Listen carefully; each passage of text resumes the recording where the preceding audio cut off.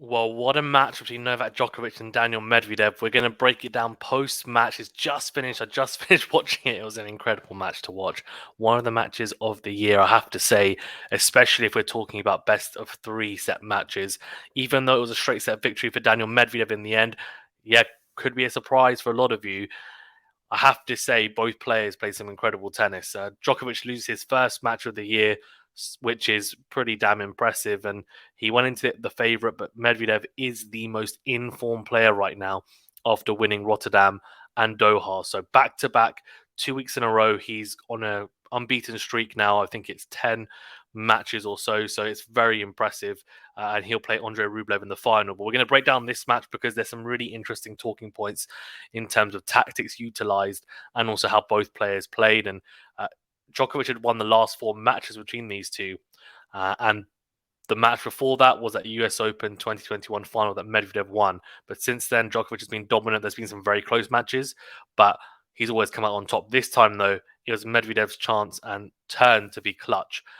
Before we get into it, though, in depth, remember to that like button, do subscribe if you're new, and do also leave a rating or review if you're listening on a podcast platform. Also, do share the videos, really does help us out. And if you're a member on YouTube, it really does help us out. So we really do appreciate your support. Thank you so much for contributing. It really does mean a lot. Okay, let's get into it. Medvedev won 6-4, 6-4 in the end, a straight set victory. And I have to say, he played some very good tennis. The talking points going into the match for me were all about how both players are playing a very aggressive brand of tennis, probably more aggressive than we're used to seeing, especially for Medvedev. I think for Djokovic, to be fair, he's been playing that way since the start of the year and maybe towards the back end as well, you might say, of last year, but it's been coming.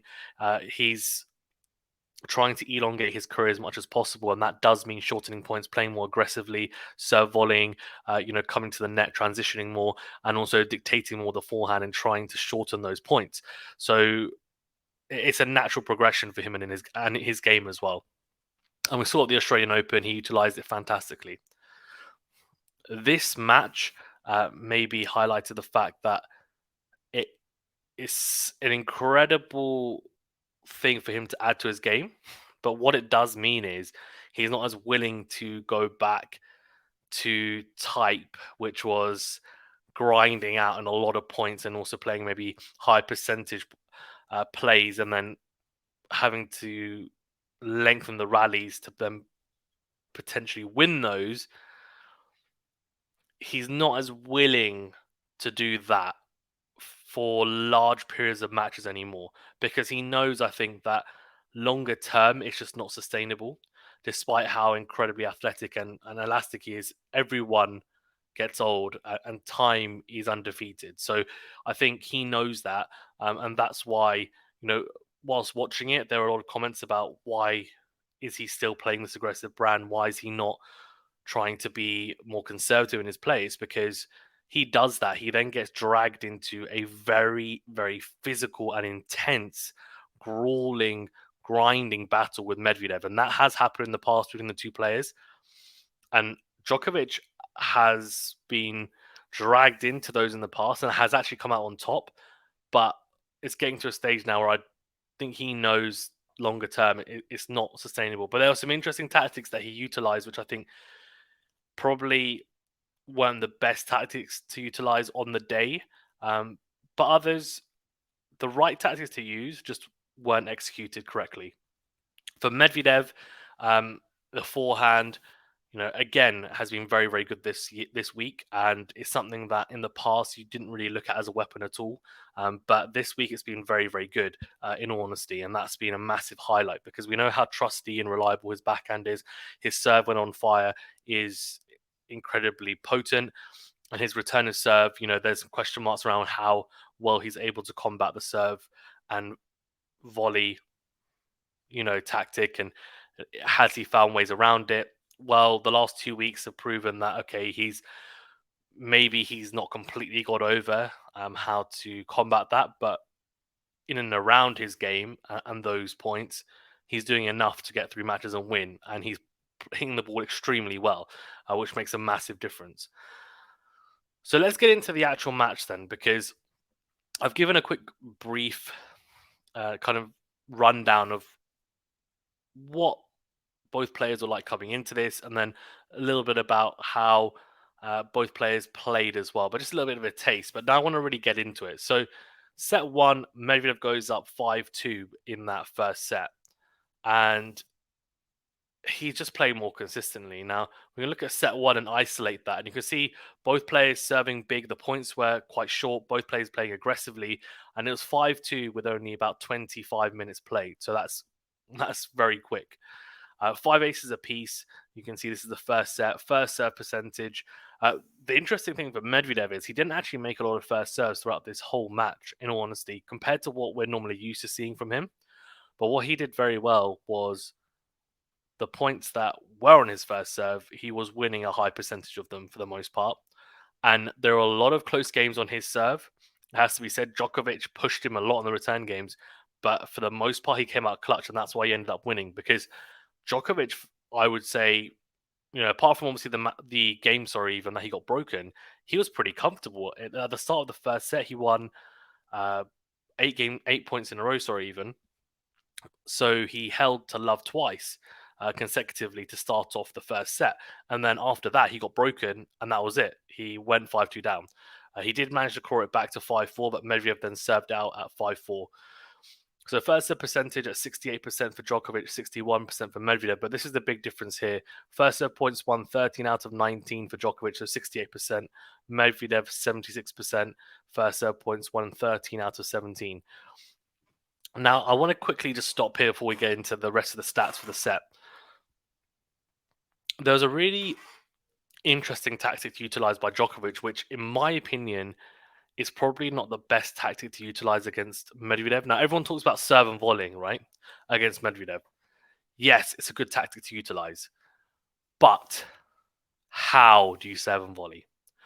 Now, you might be thinking, what do you mean? I'm talking about serve placement. Now, Djokovic was mixing up his serve, and when he was mixing up his serve, he would still come to the net when going down the tee. Now, he was serving down the tee and then coming behind that serve with a volley as the 1+ shot in a lot of instances, like served on the tee and then volley to follow up. Now, the issue with that is that Medvedev is so good when he is able to feel more comfortable on return and has more time. And down the tee, he actually has more time, I think, in comparison, or is at least in a more comfortable position than when dragged out wide in a really uncomfortable position because the angle just closes up for him. Down the tee, he's got a lot of options, and he normally goes very hard down the middle of the court, very low over the net. And what it also means is that Djokovic, when he volleys, he leaves a lot of open court, and he got past a lot at the net utilizing that tactic, a lot. When he went wide from the juice side, I'm just using the juice side as an example. He would drag Medvedev out wide. For the most part, he would kill it off with a volley because Medvedev would have to come up with something extraordinary to win those points. And this was the theme throughout not just this set, but the second set as well. Djokovic persisting with it, going tee on the juice side, for example, coming in behind it, trying to volley to kill off the point or at least get on the front foot. Medvedev getting to that volley, passing him. Medvedev is very good at one, tracking down drop shots and volleys, and drop volleys especially, but two, at passing people at the net. Similar to Djokovic, right? And that's why, even though the style and kind of the way that they hit the ball and technically looks very different, there are some similarities in their games, especially from if you're looking at Djokovic a few years back. Now, Djokovic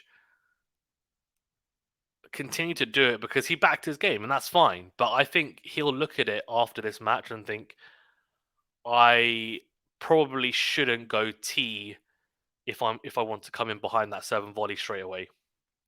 I need to go out wide. Now the thing is, you can't be predictable and then keep on going out wide on the juice and ad sides and then coming in behind to volley every single time. It becomes predictable. Medvedev then will move across a little bit. He'll adjust his return position. So you do have to mix it up. But I just think in those instances, then stay on the baseline. And I think he will do that going forward against Medvedev. I don't think he'll make the same mistake twice. Doesn't seem what type of player to do that, does he? He keeps on improving and evolving. Second serve points won, 56% for Djokovic, 45% for Medvedev, and breakpoint save. So you can see only one breakpoint that Medvedev had to save. He didn't save it. Djokovic, 1 out of 3. So Medvedev was very clinical. I have to say, very clinical on the breakpoints. There are a lot more mistakes than we're used to seeing from Djokovic. It has to be said, and that's with this more kind of aggressive brand of tennis. But in the first set, he was pretty good. 13 winners and 3 unforced errors. That's what it's saying here. 13 winners for Medvedev, 6 unforced errors for the Russian. I mean, I don't know how accurate that is.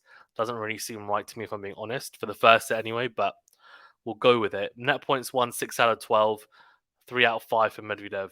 So interesting first set stats there. But what Medvedev was doing really well is he was tracking down the drop shot. So Djokovic was trying to shorten the points, not just by hitting winners, but also hitting drop shots and dragging Medvedev forward, and then trying to get him into uncomfortable position. Now, similar to Alan Nadal versus Medvedev at the Australian Open 2022 final. The issue now, though, is that Medvedev is becoming more and more adept to playing more comfortably anyway in the forecourt. He is. He's still not the most natural volleyer, that's for sure. He is improving, but he's not the most natural volleyer. But when it comes to tracking down drop shots and tracking down volleys and then passing people, being able to attack and approach, he is becoming a lot better in that instance. He is. And there were a lot of, well, there were quite a few points that I would say that Djokovic managed to be in control of the rally, and then he played the drop shot, and it maybe wasn't quite executed well enough, and Medvedev would get there, and then it was difficult for Djokovic because some instances he would lob him and it would be good enough, and Medvedev would look awkward, or in other instances he'd maybe lob him, Medvedev would get there, then you get back to neutral, and then it's like, oh my gosh, and who's going to miss first? Now, there's not many instances that I will say this probably on this channel, but Djokovic's shot tolerance was not as good as Medvedev's today. It's very rare that you're ever going to hear me say that Djokovic's shot tolerance is not better than another player, because I would say he's up there, right? He really is when it comes to not missing and being consistent. But with this added aggressive style, it does bring more errors generally, but it's a risk and reward thing. So he's thinking, well, I can hit proportionally more winners than I would errors if I play this more aggressive brand of tennis proportionally. That's what he's thinking, and he has done that. To be honest with you, this year, this match though, it just didn't quite click. He didn't quite execute it as well as he would like. You could tell he was frustrated. There's some instances where in the past he wouldn't go line from a meter, 2 meters behind the baseline, but nowadays he does because he really does back himself that much, and he's been making it pretty consistently throughout the last few months. If he's not on the stretch, then and not feeling really uncomfortable with how quickly the ball's coming towards him, he will take the risk because he feels he can make it, and he, for the most part, does make it. And this match, however, just didn't quite pay off, and that's fine. Like that happens. You can't win every single match, but that was interesting to see. For set 2, you can see here there was a bit of a difference in the sense that Medvedev hit 3 aces, Djokovic 0, double faults 1 apiece. The first set percentage for Djokovic actually rose to 71%. Medvedev's has actually dropped to 56%. But look at first serve points won. 79% for Medvedev, 67% for Djokovic. Medvedev started hitting his spots on serve, and I have to say, generally the serving display was good from Medvedev. Djokovic missed a lot more returns than I would expect from him, if I'm being honest with you. Normally, he would probably make 50% more returns at least, especially not just on the first serve returns, but second serve returns. Now, he is almost the king for me at really making sure that, one, he makes that second serve return, but two, he's on the front foot and gives himself the advantage straight away on second serve returns. he missed a few second serve returns, which to me was criminal. And you could tell he thought the same because he was so upset about missing them. He really was. And again, I think it's just one of those things. Like, he hasn't played since the Australian Open. He's now come into debate. First match against Matchak was a bit rusty. Looked very good the next two, great, but he's not at his 100% best. We know that. Whereas Medvedev is red hot at the moment, red hot. And in some of the points where it was touch and go, and there were baseline exchanges, and they came to the net, then someone got lobbed, and they got back to neutral, and then those points, those few points in big moments, Medvedev was winning them. And the reason why he was winning them is because he was also trying to play a more aggressive style of tennis, but he was not missing as much. It's just as simple as that. And sometimes that's all there is to it. I mean, this is ridiculous if this is the case, but it's saying for set two, winners 17 for Djokovic, 11 unforced errors, 14 for Medvedev, 1 unforced error. I mean, I don't know how accurate that is, but if that's the case, that's ridiculous. But look at the net points won for Djokovic, 11 out of 15. He started approaching when he dragged Medvedev out wide, and it just meant that he was having more success in the net.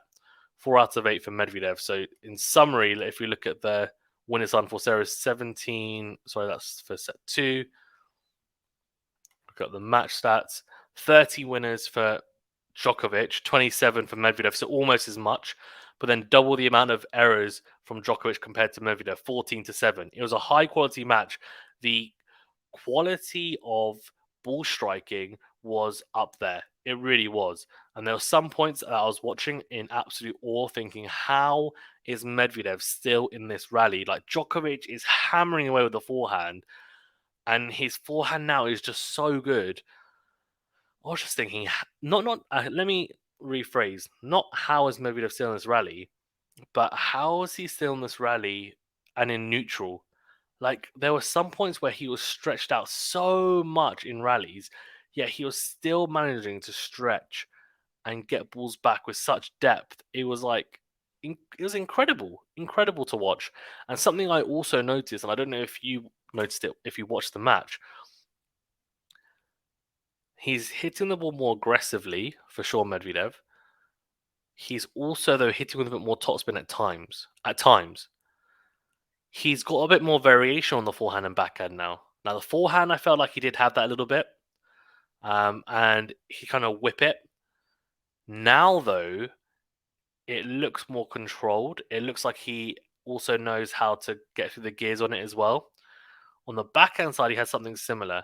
Doesn't tend to slice a lot. And he didn't drop shot a lot today as well because he didn't really need to. He just ground.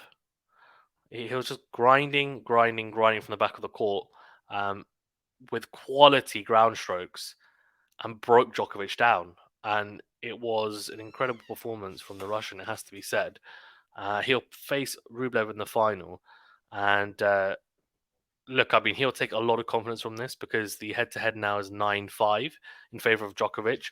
Djokovic, he won't mind this too much. He won't be happy about it, but at the end of the day, he's lost to the most informed player on tour right now. So there's no real shame in that. What it might mean, though, is if they face each other, I mean, they're not going to face each other probably at Roland Garros, I would imagine, but maybe at Wimbledon if Medvedev's allowed to play, or the US Open maybe, or even the Sunshine Double maybe if Djokovic is allowed to play, then whenever they play next anyway, Medvedev will have that confidence going into it that, look, I've just beaten him, and in straight says I can do it again.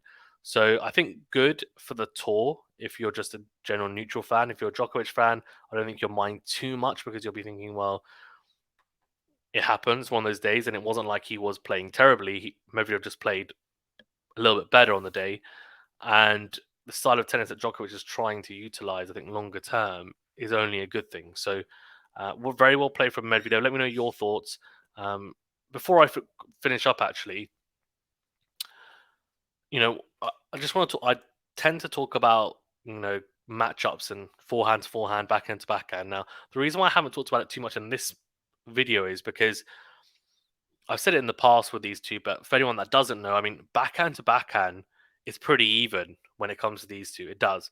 Now, today it was more in favor of Medvedev, mainly just because Medvedev made less mistakes. he was just more consistent on that side. And even forehand to forehand, generally Djokovic will have the advantage in that. But Medvedev, one, was able to hit aggressively on the forehand, but with more consistency as well today. Serve return dynamics normally, can be pretty even between the two, if I'm being honest. But just because both have very potent serves, they hit their spots, and both return extremely well as well. Djokovic is arguably the best returner ever. Medvedev tends to make a lot of balls, and Djokovic hasn't in the past always been really, really keen to transition forward and serve volley straight away.